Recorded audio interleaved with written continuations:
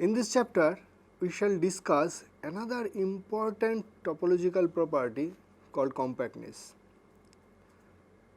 In elementary real analysis, we have already encountered these topological properties.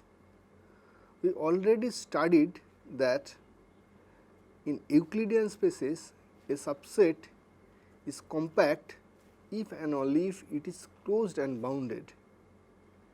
But this definition cannot be generalized in the case of arbitrary topological spaces, because the notion of boundedness cannot be defined there. But if we look at the alternative definition of compactness, which says that a subset of Rn is compact if and only if every open cover has a finite subcover, then this definition obviously can be generalized in the arbitrary topological spaces. We will take this as the definition of compactness in arbitrary topological spaces, and we can see that extremely important theorem of real analysis known as extreme value theorem can be generalized for compact topological spaces. Let us go to slide presentation. So, as I told that a topological space X is said to be compact if every open cover of X has a finite subcover. We will consider in arbitrary topological space this as the definition of compactness.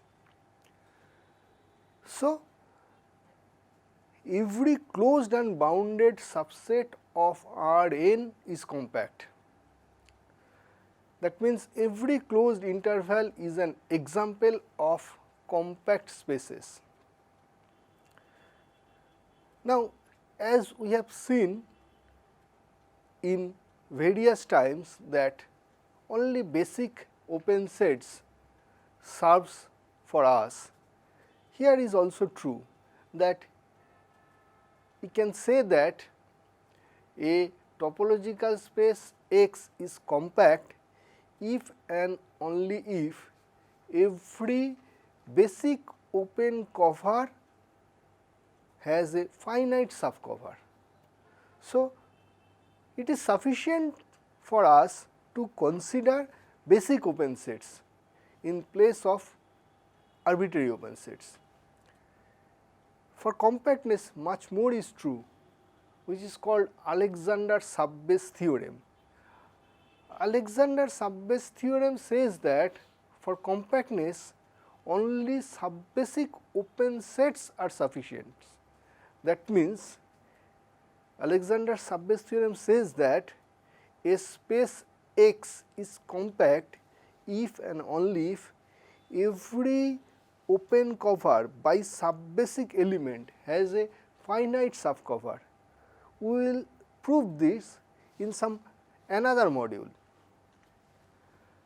As in the case of connectedness, when we say that a subset of a topological space X, say capital A, is compact, we always mean with respect to the subspace topology unless otherwise specified.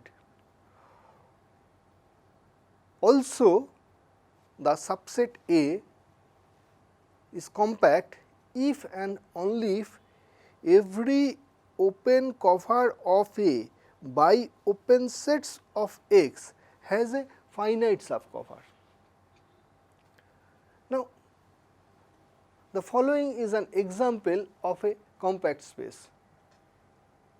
Let us consider the set 1 by n such that n belongs to n union 0, then this is compact. Because this is closed and bounded, so by Bolzano-Vassas theorem this is compact. But if we delete 0 from this set, then this set does not remain closed. So, this fails to be compact. Some examples of compact sets and non-compact sets. The real line R with usual topology is not compact. We already know that this is not bounded. So, by Bolzano-Vastas theorem this is not compact. To get the explicit description, if we consider the open intervals minus n n such that n belongs to the natural number set, then this becomes a open cover of R which has no finite subcover. Similarly, we can prove that the set of rationals with the subspace topology induced from R is not compact. In fact, the open cover minus n to n intersection Q such that n belongs to n has no finite subcover. Similarly, the set of integers z with discrete topology is not compact. The open cover singleton n has no finite subcover. In fact, no infinite discrete space is compact. The open ball Bxr in Rn, that means all y belongs to Rn such that distance of y from x is strictly less than r is not compact.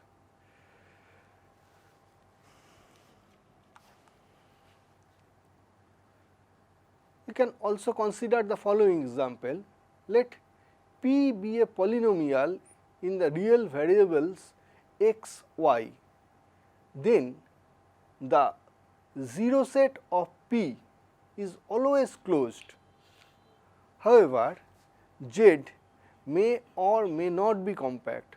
For example, if P x y is equal to x square plus y square minus 1, then Z being the unit circle is compact.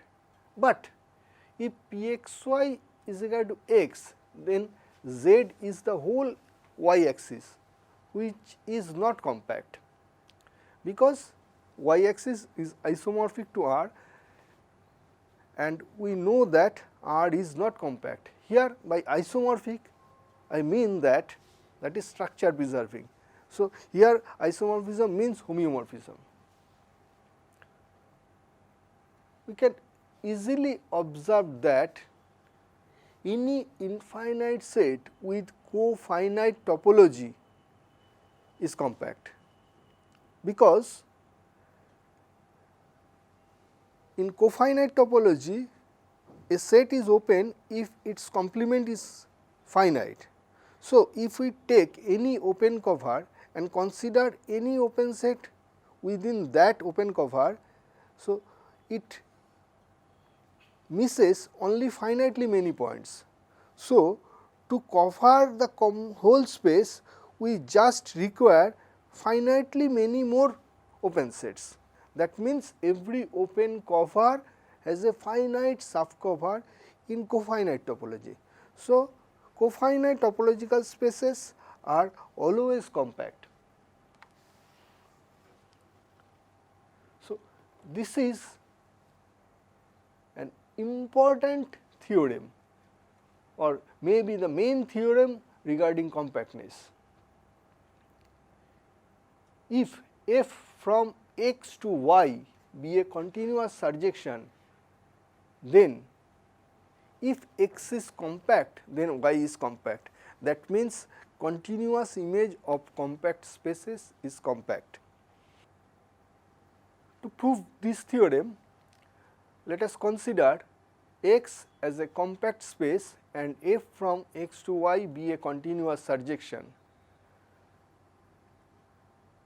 So, we have to show that every open cover of y has a finite subcover. Let us consider an open cover of y as script C, then the collection f inverse g such that G belongs to script C is an open cover of X as F is continuous. Now, since X is compact, only finitely many of them covers X. Say G1, G2, Gk belongs to C such that F inverse G1, F inverse G2 up to F inverse Gk cover X. Then we can prove that G1, G2, Gk cover Y. Hence, every open cover of Y has a finite subcover, that means Y is also compact. Now, let us state some comparison between two different topologies on a space X. Let tau 1 and tau 2 be two topologies on a space X such that tau 1 contains tau 2 and tau 1 is compact, then tau 2 is compact. To prove this, let us consider two topological spaces, one is x tau 1 and another is x tau 2. Now, let us consider an open cover of x tau 2. Since every tau 2 open set is tau 1 open sets, therefore, this is also an open cover of the space x tau 1. Now, since x tau 1 is already compact, therefore, it has a finite subcover. So, this is also a finite subcover of x tau 2, that means x tau 2 is compact. Another result is, if tau 1 contains tau 2 and tau 1 is compact and tau 2 is Hausdorff, then tau 1 is equal to tau 2. To prove this, let us consider a closed set in tau 1. Since tau 1 is compact, therefore, the closed set will be also compact. So, this compact set in Hausdorff's topological space tau 2 will be closed. That means, every closed set of tau 1 topology is also closed in tau 2 topology. Therefore, tau 1 is equal to tau 2. So, these two topologies are same. Next, we shall present another important criteria for compactness in terms of closed sets. Theorem: a space X is compact if and only if any collection of closed sets with finite intersection property has non-empty intersection. So, if we assume this theorem, it will be very easy task to prove that every closed subset of a compact space is compact.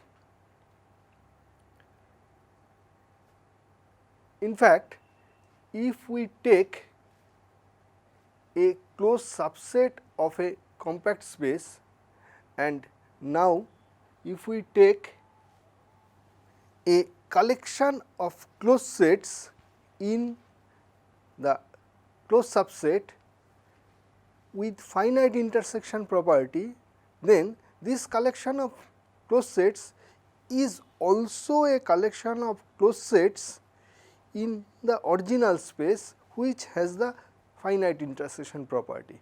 Now, since the original space has the compactness property, so this collection of closed sets has non-empty intersection in the original space.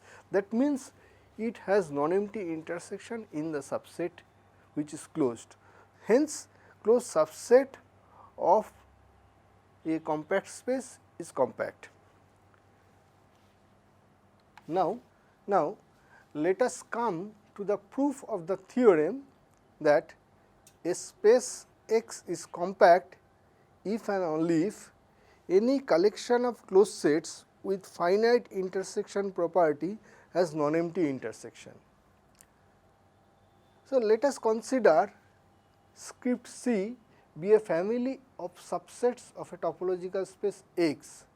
Then according to De Morgan's law, we have X minus union of C such that C belongs to script C is equal to intersection of complements of C such that C belongs to script C. This equality will work for us. By this equality, C is a cover of X if and only if the intersection of the complements of the members of C is empty.